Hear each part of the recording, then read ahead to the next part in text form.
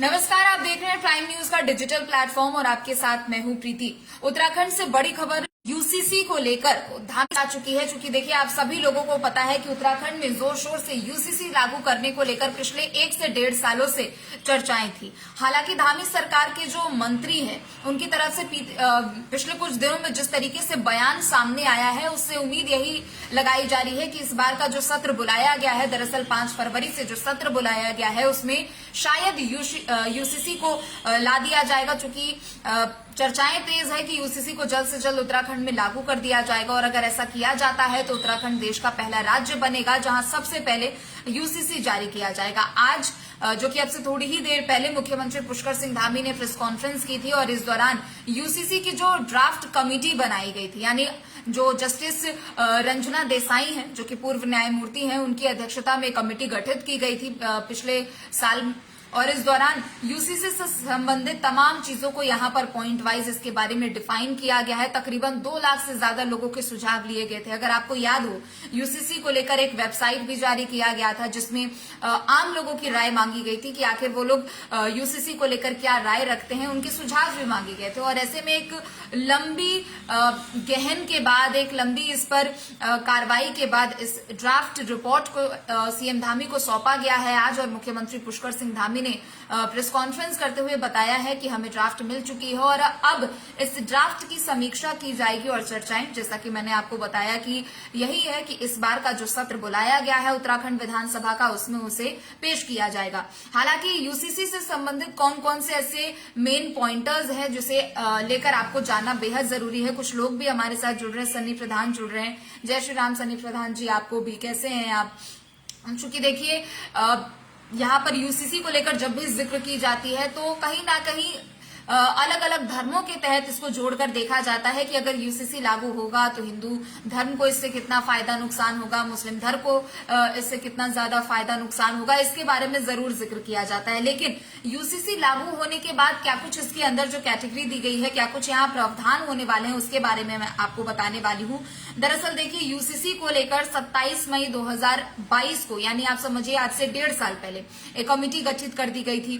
Committee की जो अध्यक्ष थी वो दरअसल पूर्व न्यायमूर्ति रंजना देसाई थी। उनकी अध्यक्षता में इस कमेटी का गठन किया गया था और उसके बाद यूसीसी पर बिंदुवार तरीके से चर्चा की गई। क्या क्या चेंजेस होंगे यूसीसी के तहत, इसे लेकर मैं आपको जानकारी दे दूं। देखिए, अगर यूसीसी लागू होता है उत्तराखंड में तो बहु विवाह पर रोक लग जाएगी, यानी 1 से अधिक शादी पर रोक लग जाएगी और पूरे तरीके से इस पर रोक लगेगी। यानी अगर आप 1 से अधिक शादी करते हैं तो फिर आपको उसके लिए कार्रवाई आप पर होगी, क्योंकि यूसीसी के तहत इसका प्रावधान किया गया है। लड़कियों की शादी की जो लीगल एज है वो अभी तक हमारे देश में 18 साल ही है, लेकिन उसको बढ़ाकर 21 साल भी किया जा सकता है। लिव इन रिलेशनशिप को भी लेकर इसमें यूसीसी के तहत मुख्य प्रावधान किया गया है। लिव इन रिलेशनशिप में रहने वालों को अपनी जानकारी देना अनिवार्य होगा, यानी जो भी लिव इन रिलेशनशिप में रहते हैं, आपको अपनी लीगल जो वैध जानकारी है और जो भी उससे रिलेटेड डॉक्यूमेंट्स होंगे वो आपको जानकारी जरूर देनी होगी। और माता पिता को भी आपको जानकारी देनी होगी कि आप लिव इन में रह रहे हैं। ऐसा करने के, अगर ऐसा किया जाता है, लिव इन रिलेशनशिप को लेकर अगर ये प्रावधान दिया गया है, तो इसका मतलब ये है कि अपराध पर एक बड़ा फुल स्टॉप लग जाएगा। क्योंकि देखिए, पिछले कुछ दिनों में आपने तमाम इस तरीके की घटनाएं सुनी होंगी, खबरें सुनी होंगी कि लिव इन रिलेशनशिप में लोग रहते हैं और उसके बाद एक तरीके से किसी अपराध को अंजाम दिया जाता है, तो अपराध पर भी इससे रोकथाम होगा।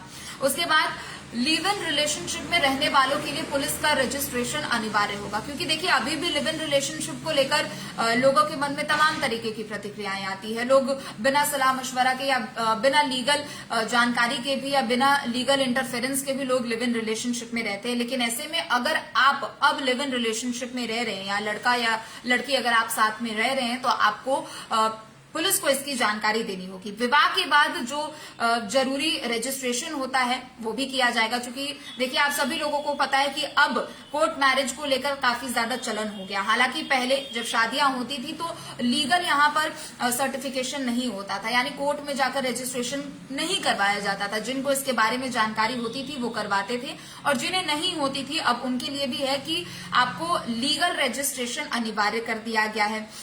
बिना रजिस्ट्रेशन के जो भी शादी होगी उसको इलीगल माना जाएगा। विवाह पंजीकरण नहीं कराने पर किसी भी सरकारी सुविधा से आपको वंचित रहना पड़ेगा। यानी अगर आप शादी कर रहे हैं तो आपको सबसे पहले तो आपको कोर्ट में जाके उसको लीगली रजिस्टर कराना होगा, और अगर आप नहीं कराते हैं तो पहला तो आप पर कार्रवाई होगी, दूसरी आपकी शादी को अमान्य कर दिया जाएगा, उसे लीगल नहीं माना जाएगा, और तीसरी बड़ी बात यह है कि जो भी सरकारी सुविधाएं मिलेंगी उससे आप वंचित रह जाएंगे अगर आप अपनी शादी को रजिस्टर नहीं कराते हैं। तो मुस्लिम महिलाओं को भी गोद लेने का अधिकार होगा। हालांकि अभी तक गोद लेने का अधिकार नहीं था मुस्लिम महिलाओं को, और अब चूंकि यूसीसी के तहत ये प्रावधान दिया गया है कि गोद लेने का अधिकार उनको रहने वाला है। लड़कियों को भी लड़कों के बराबर प्रॉपर्टी में जगह दी जाएगी। यानी जो संपत्ति होती है, जो विरासत होती है, उसमें सिर्फ लड़कों को पहले जायदाद में आपने सुना होगा कि बंटवारा होता है तो सिर्फ बेटों में होता है, लेकिन अब यूसीसी के तहत ये प्रावधान है कि लड़कियों को भी संपत्ति में हिस्सा दिया जाएगा।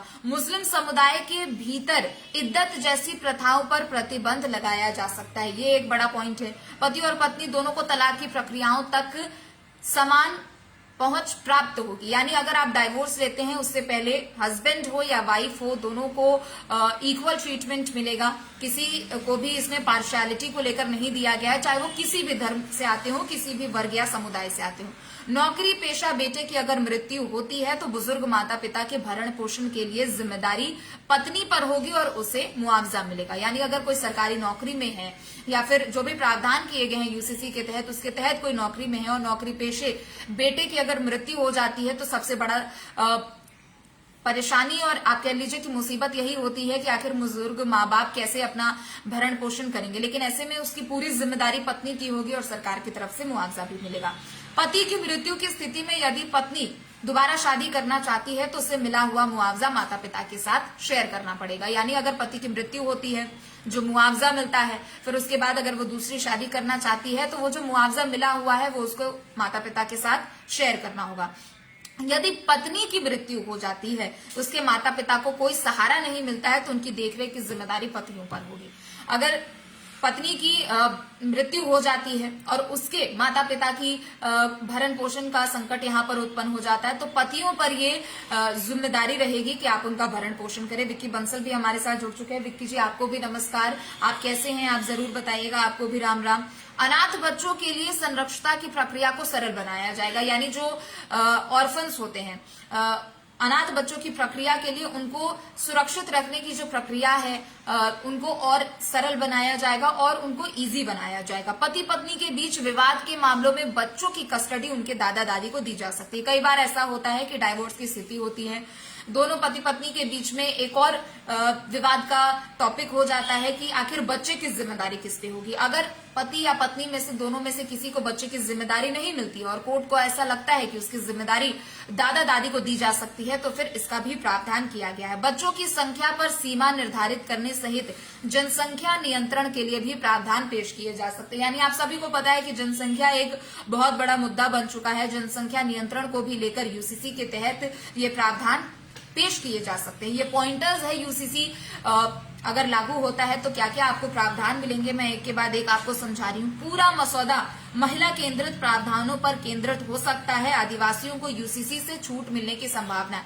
यानी किसी भी एक धर्म विशेष को ध्यान में रखकर, किसी भी एक वर्ग या समुदाय को विशेष को ध्यान में रखकर इस यूसीसी बिल को तैयार नहीं किया गया है। इस यूसीसी बिल से सभी लोगों को यहाँ पर कई प्रावधान के आपको फायदे पहुंच सकते हैं।